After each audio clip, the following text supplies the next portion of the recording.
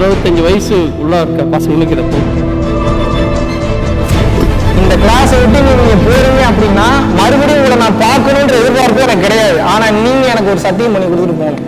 வாழ்க்கையில நீங்க உண்மையை தெரிஞ்சுக்கணும் அப்படின்னா குருவே துணை. வாழ்க வளமுடன். குருவே சரணம். அனைவருக்கும் வணக்கம். பொதுவாகவே பெண்களுக்கு அம்மா வீட்டுக்கு போகணும் அப்படின்ற ஆசை ரொம்ப அதிகமாகவே இருக்கும். அவங்களுடைய வாழும் காலத்திலேயே புகுந்த வீட்டுக்கு போனாவே அடிக்கடி அம்மா வீட்டுக்கு போகணும், அம்மா வீட்டுக்கு போகணும், அம்மா வீட்டுக்கு போகணும், அம்மா வீட்டுக்கு போகணும்னு அடிக்கடி கேட்பதற்கு உண்டான காரணம் என்ன தெரியுங்களா? பல கணவன்கள் இந்த வார்த்தையை கேட்டே வெறுப்பாயிடுறீங்க, டென்ஷன் ஆயிடுறீங்க, ரொம்ப கடுப்பாயிருது உங்களுக்கு. ஆனால் அவ்வளோ தூரம் கடுப்பாகணுன்ற அவசியம் கிடையாது. இதுக்குண்டான உண்மையை புரிஞ்சுக்கிட்டிங்கன்னா அந்த பக்குவம் உங்களுக்கு வந்துடும். எதனாலன்ற விஷயம் தெரிஞ்சிருச்சுனாவே மெச்சூரிட்டின்றது ஆட்டோமேட்டிக்காக வந்துடுங்க. இப்போ உங்களை பொறுத்த வரைக்கும் என்ன அப்படின்னா, பெரும்பாலான கணவன்மார்களுக்கு ஐயோ போனால் அங்கே ஏதாவது இல்லாத பொருளாக சொல்லி கொடுத்துருவாங்களோ, அங்கேருந்து இவர்கிட்ட இதை கேளு, இவர்கிட்ட இப்படி நடந்துக்க, இதை பண்ணணும், இதை பண்ணக்கூடாது, இதை தான் கேட்கணும், இதை கேட்கக்கூடாது, இதை வாங்கணும், இதை வாங்கக்கூடாதுன்ற மாதிரி ஏகப்பட்ட கம்பல்ஷன்ஸ் இருக்கிற மாதிரி இப்போ இருக்கக்கூடிய ஒரு மெயினான ஒரு விஷயம் என்ன தெரியுங்களா? இந்த ஆண்களுக்கு மெயினாக இந்த அம்மா வீட்டுக்கு போகணுன்றதுக்கு உண்டான பயப்படுறதுக்கு உண்டான காரணமே ஏதாவது தப்பான விஷயங்கள் சொல்லி கொடுத்துருவாங்களோ அப்படின்றது. ஆனால் ஒரு கட்டத்துக்கு மேலே எப்பா நீ உன்னை விட்டா போகண்டா சாமி, நீ அம்மா வீட்டுக்கு முதல்ல போய் கிளம்பு அப்படின்ற அளவுக்கு இன்னைக்கு வந்துருச்சு. எதனால தெரியுங்களா பெண்கள் அம்மா வீட்டுக்கு போகணுன்னு ஆசைப்படுறாங்க? பெண்கள் மட்டும் இல்லைங்க, எல்லாத்துக்குமே இதுதான் தேவை, எல்லாத்துக்குமே இதுதான் நோக்கம், எல்லாத்துக்கும் வேணுங்கிற விஷயம் இதுதான். என்ன தெரியுங்களா? அந்த வேணுங்கன்னு அவங்க ஆசைப்படுற விஷயம் என்ன தெரியுமா? நம்மளை யாராவது நல்லா பார்த்துக்க மாட்டாங்களா, நம்மளை ராணி மாதிரி ராஜா மாதிரி வச்சு நமக்கு வேணுங்கிற சுக துக்கங்கள் வேணுங்க எல்லாத்தையும் அனுசரித்து வேணுங்கிறதெல்லாம் கொடுத்து நம்மளை சந்தோஷமாக பார்த்துக்கிறதுக்கு எந்த இடம் இருக்குதுன்னு சொல்லி தான் இந்த மனம் எப்பயுமே நாடு. இந்த மனதின் போக்கு அப்படித்தான். இந்த மனசுக்கு வேலையே என்னன்னு கேட்டிங்கன்னா, இவன் ஒரு அழகான சுகவாசிங்க. இவன் ஒரு மிகப்பெரிய சுகவாசி. எப்பயும் லக்ஸரியை தான் விரும்புவான், லக்ஸரியாக இருக்கணும்னு நினைப்பான், போய் எந்த வேலையும் செய்யாமல் சும்மா உட்காந்துக்கணும்னு நினைப்பான், வேலைக்கு வருமானம் வரணும், வேலைக்கு சாப்பாடு வரணும், ஆனால் ஒரு வேலையும் செய்யக்கூடாது அப்படின்ற மென்டாலிட்டியில் இருக்கும். ஒரு சில பேர் ஏதாவது ஆக்டிவாகவே நான் இருக்கணும்னு நினச்சிக்கிட்டே இருப்பான். ஒரு சில பேர் வருமானமே இல்லைனாலும் பரவாயில்ல, பிடிச்ச வேலையை செஞ்சால் போதுன்னு ஏதோ ஒரு ஆக்டிவிட்டியில் ஈடுபட்டுக்கிட்டே இருக்கீங்க பார்த்தீங்களா? அந்த ஒரு கர்மத்தில் ஈடுபட்டுக்கிட்டே இருக்கீங்களா? கர்மம் அந்த கர்மத்தை சொல்லலை, கர்மம் செயல், அதை சொல்கிறேன். இந்த செயலில் ஈடுபட இந்த மைண்டு இதெல்லாம் இருந்து ஒரு கேப் ஒன்று கேட்குது. எனக்கு ஒரு டைம் இருந்தால் நல்லாயிருக்கும், நான் கொஞ்சம் ஃப்ரீயாக இருந்தால் நல்லாயிருக்கும், எனக்கு அப்படி இருந்தால் தான் செட் ஆகும், வேறு எப்படி இருந்தாலும் செட் ஆகாது, இது தேவையில்லை, இது நல்லது பண்ணுது, இது கெட்டது பண்ணுது, இதெல்லாம் கடந்த நிலைக்கு ஒருத்தன் போகணும்னு நினைக்கிறான். அந்த நிலை என்ன? உயர்ந்த சந்தோஷ நிலை. இப்போ பெண்ணை எடுத்துக்கிட்டிங்கனாலும் அதுதான், ஆணை எடுத்துக்கிட்டிங்கனாலும் அதே தான். ஆனால் ஆண் வேறு மாதிரி என்ஜாய் பண்ணுறான். இப்போ ஒரு பெண்ணாக இருக்கிறதுனால இப்போ அவங்க சரக்கு அடிக்க முடியாது, ஆல்கஹால் எடுக்க முடியாது, கஞ்சாவோ இல்லை மற்ற போதைப் பொருட்களோ எடுத்துக்க முடியாது. அவங்க நினைக்கக்கூடிய மாபெரும் சுகம், மாபெரும் சந்தோஷம், மாபெரும் இன்ப நிலை என்னென்னா, அவங்க வீட்டுக்கு போய் உட்காந்துட்ட உடனே அவங்க அம்மா அவங்க அப்பா எப்பயுமே தான் புள்ள பெரும்பாலான வீடுகளில் ராணி மாதிரி தானே பார்த்துக்கிறாங்க. நீ ஒரு வேலையும் செய்யாமல் நான் வீடு கூட்டிக்கிறேன், வீடு பெருக்கிக்கிறேன், உனக்கு வேணுங்கிறத சமைச்சு கொண்டு வந்து தரேன், குழந்தைக்கு வேணுங்கிறத நான் பார்த்துக்கிறேன், குழந்தைய நான் பார்த்துக்கிறேன்னு சொல்லி இந்த பெண்களுக்கு அம்மா வீட்டுக்கு போனோன்னே இந்த 10 நாள்னா 10 நாள், 20 நாள்னா 20 நாள், ஒரு வாரம்னா ஒரு வாரம், 2 நாள்னா 2 நாள், அந்த ஒரு நிம்மதி நிலைக்கு போகிறாங்க தெரியுமா? ஜாலியாக இருக்காங்கல்ல. இதே கணவன் வீட்டில் இருந்துட்டா நினச்சி பாருங்க, வேணுங்கிறது செய்யணும், கணவனுக்கு வேணுங்கிறது செய்யணும், குழந்தைங்களுக்கு வேணுங்கிறது செய்யணும், தனக்கு வேணுங்கிறது செஞ்சுக்கணும், இது எல்லாத்துக்கும் அங்கீகாரம் கிடைக்காது. மாமனார் மாமியாருக்கு வேணுங்கிறது செய்யணும், இதுக்கு இடையில வேலைக்கு போய் வருமானமும் சம்பாதிக்கணும், அங்கே போய் இருக்கிறவங்களையும் மேனேஜ் பண்ணணும், மறுபடியும் வீட்டுக்கு சமைக்கணும், மறுபடியும் எங்கேயா வெளில கூட்டு போகணும், நம்ம எங்கேயா ஜாலியாக இருக்கணும்னு நினச்சா இங்கே அதுக்கு உண்டான பிளேசஸ் அதிகமாக கிடையாது. ஒரு பெண் தனியாக போகணுன்னா குடும்பத்தில் ஒத்துழைக்க மாட்டேங்குது, சூழ்நிலை எனக்கு அமைய மாட்டேங்குது, கணவன் இப்படி இருக்கான், ஏகப்பட்ட கேள்விகள் கேட்குறாப்புல, நம்ப மாட்டுறாரு, சஸ்பீஷியஸ் மென்டாலிட்டியாக இருக்காரு. இந்த எல்லா விஷயங்களையும் எங்கே கொண்டு விடுதுன்னு பார்த்தீங்கன்னா பெண்களுடைய அந்த சுதந்திரம் தான். அப்போ அந்த சுதந்திரம்னு நிற்கும் போது அந்த மனம் என்ன தேடுது? சந்தோஷத்தை தேடுது. இந்த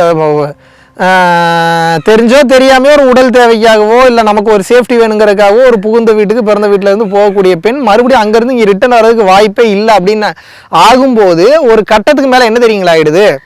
அவங்க ஏதோ ஒரு ஜெயில் வாழ்க்கையில் சிக்கிட்ட மாதிரி போய் சிக்கிக்கிறாங்க. அப்போ அதுலேருந்து ஒரு அந்த ரிலாக்ஸேஷன் பீரியட் வந்து அவங்களுக்கு தேவைப்படுது. ரெஜுனேஷன் சென்டர் மாதிரி போகிறவங்க போய்க்கிறாங்க. சில பேர் மசாஜ் சென்டர்ஸ் போய் நல்ல பாடி ஆயுர்வேதிக் மசாஜ் பண்ணணும்னு நினைக்கிறவங்க பண்ணிக்கிறாங்க. ஆனால் வசதி கம்மியான குடும்பத்தில் பிறந்தவங்க என்ன பண்ணுவாங்க, அம்மா வீட்டுக்கு போகணுன்னு தான் நினைப்பாங்க.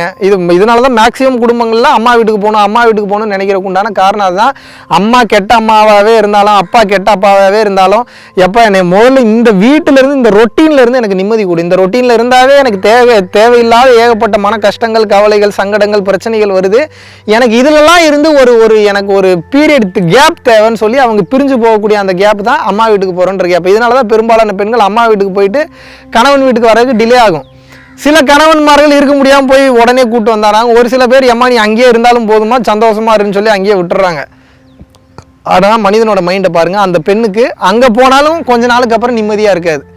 ஏன்னா இப்போது இவ்வளோ நாள் இங்கே வேலை பார்த்துச்சு அந்த மைண்டு, இப்போ அங்கே போச்சு. அங்கே போய் அங்கே ஜாலியாக ராணி மாதிரி இருக்குது. ரொம்ப நாள் சும்மா இருந்தாலும் போர் அடிக்க ஆரம்பிச்சிடும். அப்போ என்னென்னா மறுபடியும் இந்த மைண்டு வேறு ஏதாவது புதுசாக எக்ஸ்ப்ளோர் பண்ணணும்னு நினைக்குது. பெண்ணோட மைண்டாகவே இருந்தாலும் புதுசாக எதாவது எக்ஸ்ப்ளோர் பண்ணலாம், புதுசாக எதாவது மீட் பண்ணலாம், புதுசான ஒரு அனுபவத்தை தேடுது. அப்போ என்ன பண்ணுது, அம்மா வீட்டிலே இருக்க முடியாமல் மறுபடியும் புகுந்த வீட்டுக்கே வந்துடுது. கணவன் கூடயே தான் வாழ்க்கையே தொடங்குது. அப்புறம் அங்கே கணவனுக்கு வேணுங்கிறத செய்கிறது, சமைக்கிறது, மற்ற விஷயங்களுக்கு ஹெல்ப் பண்ணுறது, தேவையான பொருட்களை வச்சுக்கிறது, இது எல்லாத்தையும் முடிச்சுட்டு ஒரு கட்டத்துக்கு மேலே மறுபடியும் டயர்டாக என்ன வந்து மறுபடியும் ரெஸ்ட் எடுக்கிறக்காக போயிடுது. இந்த மாதிரி தான் ரெஸ்ட் எடுத்து தெளிய அடிங்கடா அப்படின்றது இதுதான். ஆனால் இதில் என்ன ஒரு பெரிய கொடுமைன்னு வந்து கேட்டிங்கன்னா, கல்யாண வாழ்க்கை எந்த உச்சம் போனாலும் சரி, காதல் வாழ்க்கை எந்த உச்சம் போனாலும் சரி, எப்படி எந்த உச்சத்துக்கு போனாலும் சரி, இது எல்லாமே கடந்து சென்று அந்த உச்சகட்ட நிலையை அந்த ஒரு திருமண வாழ்க்கையில் அடையணும். இப்போ கணவன் மனைவி ஒன்றாக இருக்குனீங்கன்னா அது மிகப்பெரிய விஷயங்க. பல பேர் நீ பொண்ணு கிடைக்காம பையன் கிடைக்காம சுற்றிக்கிட்டு இருக்காங்க. சேர்த்து வச்சாலும் பிரிஞ்சிடுறாங்க. கர்ம வினைகளின் தொகுப்பால் நவகிரகங்கள் ஆட்சினால 40 வருஷம் நல்லா லவ் பண்ணி அடுத்த நாள் கல்யாணம் பண்ணி பிரிஞ்சவனு இருக்கான். வெறும் 20 வருஷம் கல்யாணம் லவ் பண்ணி 40 நாளில் பிரிஞ்சவனு இருக்கான். ஏகப்பட்ட கேசஸ் இன்னைக்கு ஜாதகங்களில் பார்க்க முடியுது. அப்படி இருக்கிறப்போ ஒரு மனிதனுக்கு இந்த வாழ்க்கையில் இப்படியே போய்கிட்டு இருந்தால் இது எந்த அளவுக்கு தெளிவை கொண்டு போய் விடும். நம்ம இப்படியே ஒரு இயந்திரத்தனமான வாழ்க்கையை வாழ்ந்துக்கிட்டு இருக்கோமே, இதுக்கு வந்து ஒரு முடிவே கிடையாதா, இது எந்த கட்டத்தில் ஒரு மனுஷனை கொண்டு போய் விடும், இதை நம்மளை பாதுகாக்குமா பாதுகாக்காதா, தேவையா தேவையில்லையா, இந்த மாதிரி எந்த எண்ணமும் தெரியாமல் எந்த விளக்கமும் தெரியாமல் ஒரு மனுஷன் வாழ்ந்துக்கிட்டு இருக்கான்.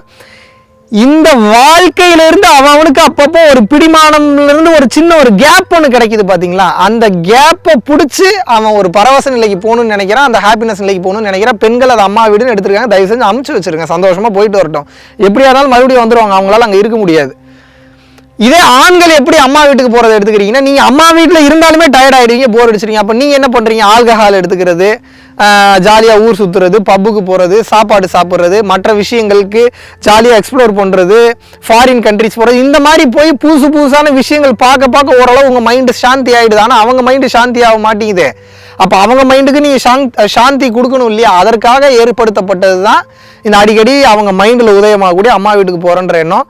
மற்றபடி நீங்கள் உங்கள் மனைவியை ரொம்ப தெளிவாக சிறப்பாக அற்புதமாக பார்த்துக்கிறீங்க. அவங்களுக்கு வேணுங்கிற விஷயத்தில் நான் சொல்கிறது கணவன் சொல்வதை கேட்டு இருக்கக்கூடிய மனைவிகள் வீட்டில் சொல்கிறேன், மனைவி சொல்கிறதை கேட்டு இருக்கக்கூடிய கணவன்கள் வீட்டில் நான் சொல்லலை. ஸோ கணவன் ஓரளவுக்கு நல்லா மேலோங்கி உங்கள் கை இருக்குது உங்கள் குடும்பத்தில் அப்படின்னா அவங்களுக்கு வேணுங்கிற விஷயத்த நிறையா பண்ணி கொடுங்க, வேணுங்கிற விஷயத்த தீர்த்துக்கிட்டோம், சந்தோஷமாக இருக்கட்டும். அப்படின்னா அடிக்கடி அம்மா வீட்டுக்கு போகணும்னு நினைக்க மாட்டாங்க. ஏன்னா நமக்கு வேணுங்கிறதெல்லாம் இவரே பண்ணுறாரு, நம்மளே ராணி மாதிரி தான் இருக்கிற வீட்டிலே வச்சிருக்காருன்ற எண்ணத்தை அவங்களுக்கு கொண்டு வந்துட்டிங்கன்னா, அதே சமயத்தில் பொண்ணுங்க தெரிஞ்சுக்கோங்க, நம்மளை ராணி மாதிரி பார்த்துக்கிறாருன்றப்ப கண்டிப்பாக திமிரு வரும், தேவையில்லாத வார்த்தைகள் வரும், அவங்கள ரொம்ப சரிசமமாக ட்ரீட் பண்ணாமல் ரொம்ப தாழ்வான நிலையிலாம் ட்ரீட் பண்ணி எப்போ நீங்கள் அவங்கள சரிசமமாக ட்ரீட் பண்ணுறதை குறைக்கிறீங்களோ அப்போயே குடும்பத்தில் பிரச்சனை வந்துருச்சுன்னு அர்த்தம். உங்களை நல்லா பார்த்துக்கும் போதே சரிசமமாக ட்ரீட் பண்ணுங்கள், உங்களோட வாழ்க்கை மிக சிறப்பானதாக இருக்கும் என்று கூறி விடைபெறுகிறேன். புண்ணியம் பண்ணுங்கள், ஷேர் பண்ணுங்கள், மற்றவங்களுக்கு சப்போர்ட் பண்ணுங்கள். மற்றவங்களுக்கு இதை ஷேர் பண்ணுறீங்கன்னாவே அது ஒரு மாபெரும் புண்ணியத்தை உங்களுக்கு கொண்டு வந்து சேர்க்குது. இது நல்லா இருந்தால் மட்டும் ஷேர் பண்ணுங்கள், நல்லா இல்லைன்னா ஷேர் பண்ணவே வேண்டாம். இந்த விஷயத்தை மட்டும் இல்லை, எந்த விஷயம் நல்லா இருக்குன்னு கேட்டிங்கனாலும் அதை ஷேர் பண்ணுங்கள், அடுத்தவங்களுக்கு போய் சேர்ற மாதிரி உதவுங்க. அவங்களோட வாழ்க்கையிலையும் மிக சிறந்த நல்ல விஷயங்களை இதை கொண்டு வரும். நன்றி, வணக்கம்.